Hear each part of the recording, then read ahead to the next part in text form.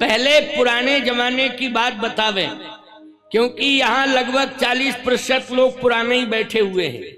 जमाना बदलता जा रहा है, बड़ी तेज गति से बदलता जा रहा है, परिवर्तन बहुत जल्दी आता जा रहा है। लेकिन यहाँ हम देख रहे हैं कि बुजुर्ग बहुत बैठे हुए हैं। आपने वो जमाना देखा होगा, हमने भी वो जमाना देखा, आपने भी देखा होगा कि जब आप सोते थे तो राम राम कह के सोते थे, आप जगते थे तो राम राम राम राम कह के जगते थे। बोलो जगते थे कि नहीं? अच्छा, जब आप किसी से मिलते थे तो राम राम कह के मिलते थे। बोलो क्या कह के मिलते थे? राम राम कह के मिलते थे। बोलो, अगर कोई दुख आता था तो राम राम कहते थे, अगर किसी का कार्य बिगड़ जाता था सुन लेते थे, अरे राम राम, अरे राम राम राम राम। बोलो कहते थे कि नहीं? मतलब अभ्यास में इतना ज्यादा था कि चाहे दुख हो, चाहे सुख हो, चाहे मिलन हो, चाहे सोना हो, चाहे जागना हो, उसमें क्या होता था? राम राम राम राम राम राम राम राम राम राम। कितने बार राम राम से जुड़े थे आप? लेकिन आज ये अभ्यास बदलता जा रहा है। अब एक दूसरे से लोग मिलते हैं तो राम राम नहीं कहते। पुराने लोग भले ही कहते, नए लड़के तो नहीं कहते हैं। बोलो भाई, नए लड़के, पुराने लोग तो भले ही कहते हैं राम राम भैया कैसे हो, लेकिन आजकल के नए लड़के, हम आपसे पूछना चाहते हैं, सही बताना, ये नए लड़के क्या राम राम कहते हैं? बोलो भाई, ये नए लड़के राम राम नहीं कहते हैं। सावधान, ये नए लड़के जब एक दूसरे से मिलते हैं तो कहते हैं वाह वाह। ये क्या है? समझ में नहीं आता। वाह वाह है क्या? इतना ज्यादा पश्चिमी कल्चर हावी होता जा रहा है कि हम राम से दूर होते जा रहे हैं। हम राम से दूर होते जा रहे हैं, अपने सनातन से दूर होते जा रहे हैं, शास्त्र की परंपरा से दूर होते जा रहे हैं, पश्चिमी कल्चर से जुड़ते जा रहे हैं और तेजी के साथ उसे स्वीकार करते जा रहे हैं। पश्चिमी कल्चर। सूर्य कहां से निकलता है? पूरब से। प्रकाश कहां से आता है? जल्दी बोलो। पूरब दिशा से सूर्य निकलता है, पूरब से प्रकाश आता है। और अभी आप देख लेना, कुछ घंटे बाद जब सूर्य अस्त होगा तो पश्चिम दिशा में जाके अस्त होगा। बोलो भाई, किसमें अस्त होगा? पश्चिम में। ये सूर्य जब अस्त होता है तो पश्चिम में अस्त होता है, और सूर्य जब उगता है तो पूरब से उगता है। बोलो, उगता है कि नहीं? इससे सिद्ध होता है कि कभी भी प्रकाश पश्चिम से नहीं मिल सकता है, पूरब से ही मिलेगा। पश्चिम से तो हमें अंधकार मिलता है, अंधकार के अलावा और कुछ नहीं मिलता है। इसलिए कभी भी पश्चिमी सभ्यता से प्रभावित नहीं होना चाहिए। हमारी सनातन की वो पूर्वाचार्यों की जो परंपरा है, आचार्यों की जो परंपरा है, इस परंपरा से हमें जुड़ना चाहिए। महात्माओं ने जंगलों में जाकर के तपस्याएं की हैं, अखंड तप किए हैं। लेकिन याद रखना, वो जब भी ब्रह्म मुहूर्त में जागते थे तो पूरब की दिशा की ओर देखते थे कि सूर्य भगवान का कब दर्शन हो और कब हम सूर्य भगवान को जल प्रदान कर दें। बोलो भाई, तो इंतजार किसका करते थे? सूर्य भगवान का। तुम सब महात्माओं के बनाए हुए नियमों के अनुसार चलते थे कि सूर्य भगवान निकलेंगे तो हम इन्हें जल देंगे। इसलिए आप सब ब्रह्म मुहूर्त में जाग जाते थे, क्योंकि सूर्य देवता आएंगे तो हम उनका सम्मान करें, उनका स्वागत करें, प्रणाम करें।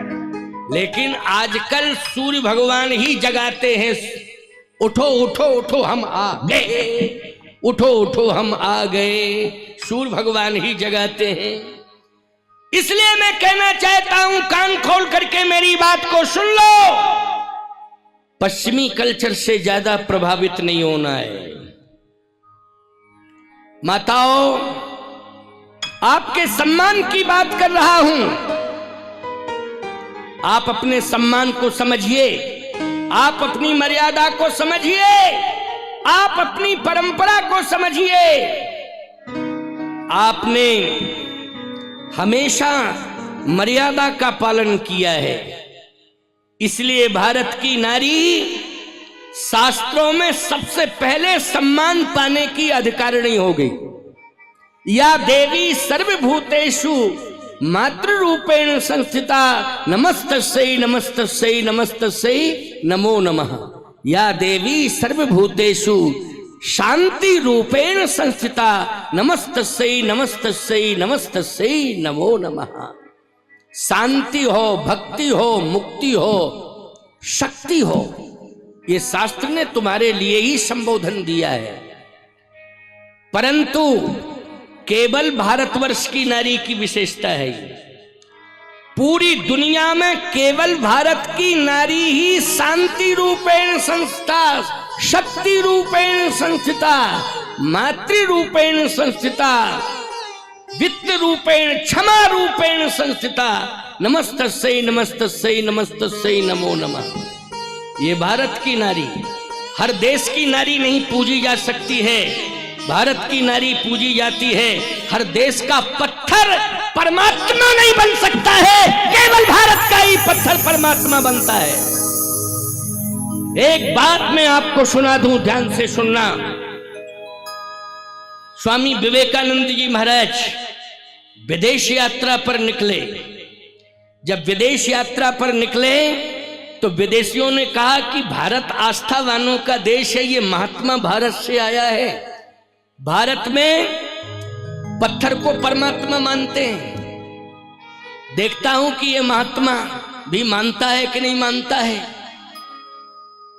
विवेकानंद जी महाराज बोल रहे थे, एक अंग्रेज पत्थर में सिंदूर लगा करके आ गया। क्या लगा के? पत्थर में सिंदूर लगा के आया, उसने वहीं सौंप दिया। विवेकानंद जी वो सोच रहा था कि ये माथे से लगाएगा महात्मा, क्योंकि हमारे यहाँ पत्थर में सिंदूर लग जाता है तो हम लोग श्रद्धा से सिर झुका लेते हैं। क्यों? या तो देवी का स्थान है, हनुमान जी का स्थान है, कोई ना कोई देवता है। पत्थर में अगर सिंदूर लगा देते हैं तो वो लोग मान लेते हैं कि नहीं मान लेते हैं। तो उस अंग्रेज ने स्वामी विवेक, अमेरिका की बात बता रहा हूं, अंग्रेज ने स्वामी विवेकानंद जी महाराज को मंच पर ही, उस अंग्रेज ने अमेरिका में पत्थर दे दिया सिंदूर लगा के। विवेकानंद जी ने माथे से तो नहीं लगाया, उसको फेंक दिया। माथे से नहीं लगाया उन्होंने, हाथ में तो लिया लेकिन लेकर के फेंक दिया। तो अंग्रेज ने कहा, ऐ सन्यासी, तू भारत से आया है, भारत का हर नागरिक पत्थर को माथे से लगाता है, कैसा तू सन्यासी है? भारत का हर नागरिक पत्थर को परमात्मा मानता है, देवता मानता है, कैसा सन्यासी है कि पत्थर को तूने फेंक दिया। विवेकानंद जी ने कहा, भारत का हर पत्थर भगवान हो सकता है, लेकिन अमेरिका का पत्थर परमात्मा हो ही नहीं सकता है, हो ही नहीं सकता है, और फेंक दिया। इसलिए भारत की मिट्टी में सीता है, भारत के पत्थर में देवता है, भारत की नदियों में अमृत बह रहा है। कोई बराबरी नहीं कर सकता है, याद रखना। दुनिया का कोई देश बराबरी नहीं कर सकता है। ये सौभाग्य की बात है कि तुम भारत में जन्म लिए हो, और ये परम सौभाग्य की बात है कि मां नर्मदा के तट पर तुम्हारा जन्म हुआ है। तुम नर्मदा वासी हो, नर्मदा खंड में रहते हो, ये परम सौभाग्य की बात है। कल नर्मदा जयंती थी, परसों बसंत पंचमी में सरस्वती जयंती थी। कितना सुंदर योग था। बोलिए नर्मदा मैया की, गंगा मैया की, सरस्वती मैया की, त्रिवेणी मैया की। प्यारे, मैं जो चर्चा कर रहा था कि यहां जो भी बेटी पैदा होती है वो भक्ति को लेकर के पैदा होती है, सीता बनकर के पैदा होती है। बोलो। और यदि कहीं ना कहीं उसमें परिवर्तन दिखाई दे रहा है तो पश्चिमी कल्चर का प्रभाव है। बोलो, यही मानना पड़ेगा कि नहीं? हमने तो जब पैदा हुई तो उसके चरणों में माथा रख दिया कि हमारे घर में लक्ष्मी आ गई, हमारे घर में देवी आ गई, हमारे घर में दुर्गा आ गई, भगवती आ गई। बोलो भाई, जिस दिन बेटी का जन्म हुआ हमने उसी दिन, बोलो, यही माना कि नहीं माना? हमारे घर में देवी आ गई है, हमारे घर में सरस्वती आ गई है, हमारे घर में लक्ष्मी आ गई है, हमारे घर में सीता आ गई है, हमारे घर में नर्मदा मैया आ गई है, हमारे घर में गंगा मैया आ गई है। बोलो, यही माना कि नहीं? क्योंकि मान्यता है कि भारत की मिट्टी से कोई भी बेटी का जन्म होता है निश्चित रूप से वो भक्ति की ऊर्जा लेकर के आती है। अच्छा, यदि उसे भविष्य में उसमें परिवर्तन दिखाई दे रहा है, मर्यादा से हटके वो कार्य कर रही है, तो बोलो हम समझ लेते हैं कि पश्चिमी कल्चर से प्रभावित हो गई है। बोलो भाई, तो उसको किसने बदला है? पश्चिमी कल्चर ने बदला है। इसलिए मेरी हाथ जोड़ करके प्रार्थना है कि अपनी बेटियों को पश्चिमी सभ्यता से बचाना है और उन्हें सीता बनाना है। सीता हमारे देश को निश्चित रूप से ऊर्जा प्रदान करेंगी। सीता ही हमारे इस देश में राम को लाएंगी। बोलो, सीता ही राम को लाएंगी, सीता ही श्याम को लाएंगी। बोलो भाई, सीता ही शांति लाएंगी। बिना सीता के हमें राम कृष्ण नहीं मिलेंगे, बिना सीता के हमें शांति मिलने वाली नहीं है। इसलिए ध्यान रखना है माताओं, बेटियों को संस्कार देना है। पश्चिमी सभ्यता उन पर हावी ना होने पावे। शिक्षा की ऊंचाई में आप अपनी बेटी को खूब पढ़ाइए, मेरा समर्थन है। जहां भी उच्च शिक्षा मिलती हो, जहां भी शिक्षा की गुणवत्ता हो, वहां अपनी बेटियों को पढ़ाइए। लेकिन इस बात का ध्यान रखना है कि हमें शिक्षा के साथ अपनी बेटियों को संस्कारों से जोड़ना है। कहीं संस्कार से हमारी बेटी दूर ना हो जाए, इस बात का हर पल ध्यान रखना है। जब तक बेटी पढ़ती रहे, चाहे कितना ही दूर क्यों ना हो, मोबाइल की क्रांति में निश्चित रूप से सुबह शाम ये जरूर अपनी बेटी से कह दिया करो कि बेटी, तुम केवल सामान्य बेटी नहीं हो, तुम सीता हो, तुम सावित्री हो, तुम मदालसा हो, तुम नर्मदा हो, तुम गार्गी हो, तुम गंगा हो, तुम गोदावरी हो, तुम मंदाकिनी हो। इसलिए जो सीता, गंगा, गोदावरी, मदालसा, मंदाकिनी की मर्यादा है, वही मर्यादा तुम्हारे साथ रहनी चाहिए।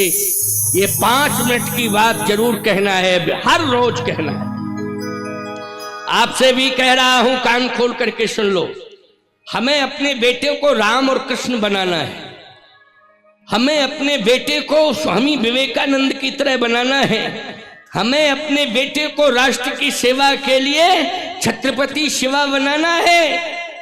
हमें अपने बेटे को महाराणा प्रताप जैसा सूरवीर बनाना है।